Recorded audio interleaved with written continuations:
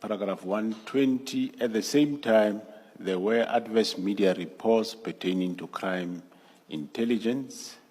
The minister subsequently called me to express his intention to appoint a senior counsel to investigate various issues highlighted by the media, including the appointment of Brigadier Lakhalanyane, Brigadier Mugwili, the security clearance of Lieutenant General Timson Kumalo, and the murder of Sindiso Magaqa.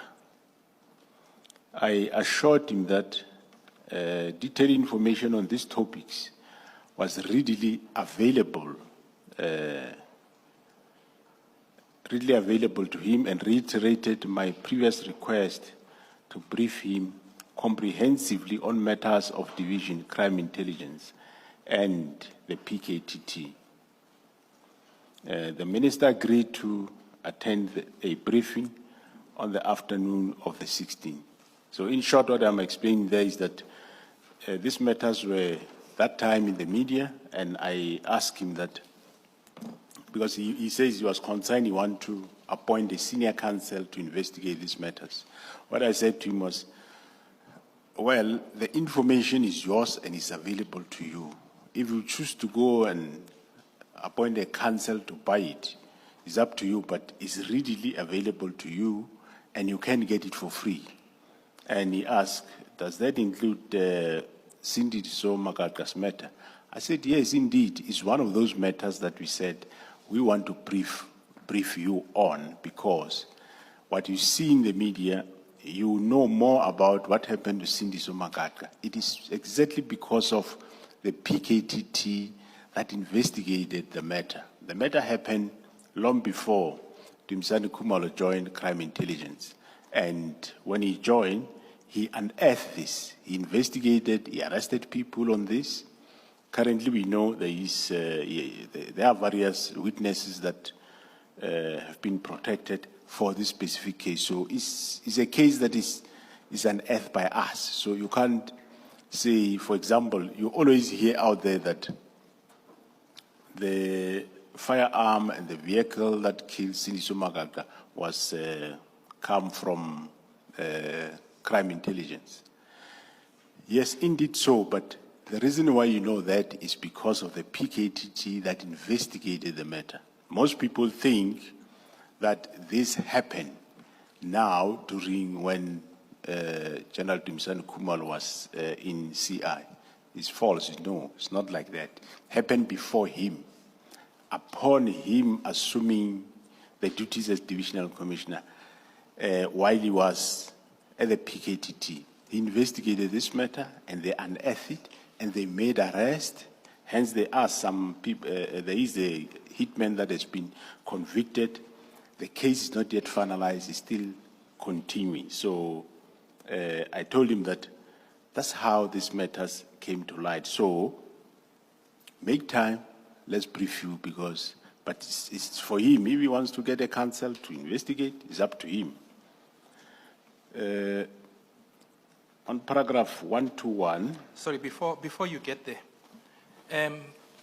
at the time when the minister called you, as you say in paragraph 120, in relation to the sequence of events, was this before the minister took a decision that the task team be disbanded immediately, or is this after the decision had already been taken? Well, that time, the decision was already taken. The letter or the directive was already issued 31st of January 2024. So these discussions were somewhere around 1450. You mean December, General? Oh, yeah, December 2024, yes. And these discussions were somewhere in 15 January 2025. So the minister will tell the commission if these facts that arose after the decision, after his letter, were relevant considerations that he took into account when he gave that directive. But let's leave that for the minister to explain. Thank you, Commissioner. If you go to 121 then, you are... South Africa just can't catch a break when it comes to corruption scandals.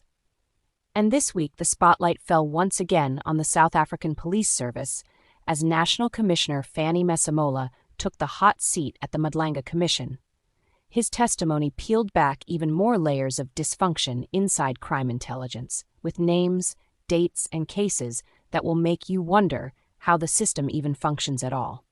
And trust me, what he revealed is not just another day in the news cycle, it's a crash course in how corruption and poor oversight can choke an institution that's supposed to keep us safe. So let's break it down. Masemola was grilled over paragraph 120 of his statement, where he explained that around that time, adverse media reports were flying about crime intelligence. The media had been highlighting questionable appointments, dodgy clearances, and even links to high-profile murders.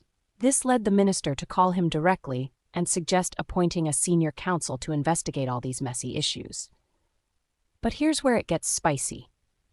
Instead of eagerly agreeing, Masemola basically told the minister, "You don't need to spend taxpayer money hiring a fancy lawyer. The information is already on your desk. It's free. All you have to do is let us brief you." Now, in classic South African political fashion, the minister seemed unconvinced and pressed him further. He asked specifically about the murder of Sindiso Magaqa, the former ANC Youth League Secretary General who was tragically assassinated. And Masemola confirmed, yes, that case was very much part of the matters they wanted to brief him on. In fact, he explained that the case had been unearthed by the very same police task team, the PKTT, which had investigated it long before Lieutenant General Timson Kumalo even joined crime intelligence. Here's the kicker, though. People out there keep saying crime intelligence itself supplied the firearm and the vehicle used in Magaqa's assassination. And Masemola didn't deny it. He said, yes, that's true. But the only reason the public even knows that detail is because the PKTT exposed it.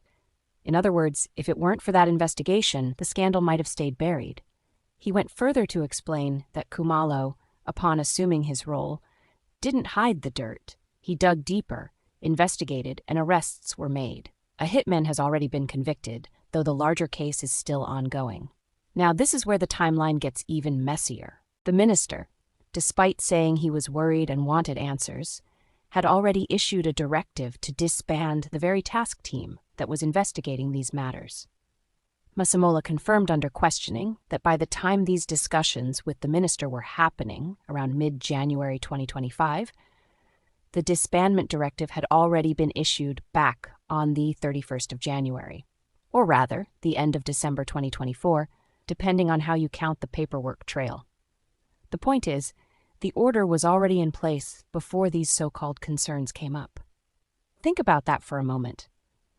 On one hand, the minister is expressing worry about corruption, dodgy appointments, and a high-profile political murder. On the other hand, he's already pulled the plug on the very team that had exposed those problems in the first place. It's like complaining that your house is on fire while also firing the firefighters. The contradiction is staggering. Masemola, to his credit, was calm throughout his testimony. He kept pointing out that the information the minister wanted was hidden. It was right there. He also clarified that the narrative being spun in the media, that Kumalo somehow covered up or mishandled Magaqa's case, was flat out false. Instead, he argued that Kumalo's team actually brought the details to light and secured convictions. And yet, despite this, the task team was dismantled. Now let's zoom out for a second. What does all of this tell us about policing in South Africa? For one, it highlights how politics constantly interferes with investigations. When ministers and commissioners aren't on the same page, truth and accountability take a backseat. It also shows how sensitive crime intelligence really is, because we're not just talking about small-time corruption here. We're talking about murders of political figures, weapons linked back to police units, and senior officials whose appointments are being questioned in the media. This is not just about bad paperwork. It's about whether South Africans can trust the very people sworn to protect them. And here's where things get almost comical, if it weren't so serious. The commissioner essentially told the minister, "Sir, you can pay a senior counsel to dig into this if you want, But why spend all that money when we're literally offering you the information for free? It's like going to buy bottled water when you've got clean water running from your tap. Except in this case, the bottled water comes with a price tag for taxpayers, and the tap water is being ignored because, well, politics. The Madlanga Commission will still hear from the minister himself, so we don't have the full picture yet. But Masemola's testimony has already raised uncomfortable questions. Why disband the PATT when it was actively exposing rot? Why insist on outside counsel when the police themselves had detailed briefings ready?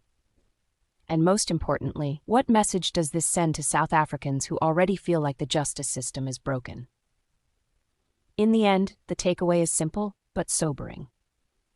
If the police are busy fighting among themselves, with ministers pulling in one direction and commissioners in another, then crime intelligence becomes less about protecting the country and more about protecting reputations. And when reputations matter more than justice, we all lose. So, the Madlanga Commission has become yet another mirror held up to South Africa's governance crisis. It's not pretty, but it's necessary. Because only by exposing these contradictions and failures can there be even a chance of reform. Whether reform will actually happen, though, that's the million-rand question. If you've been following these hearings, you know the drama is far from over. The minister still has to explain his side, and you can bet that will be just as revealing, if not more so. But for now, Fannie Masemola's testimony has done something important. It reminded South Africans that corruption doesn't just thrive in dark corners. Sometimes it sits in the middle of the room, in plain sight, waiting for someone brave enough to point at it. And that's exactly what makes this story worth paying attention to.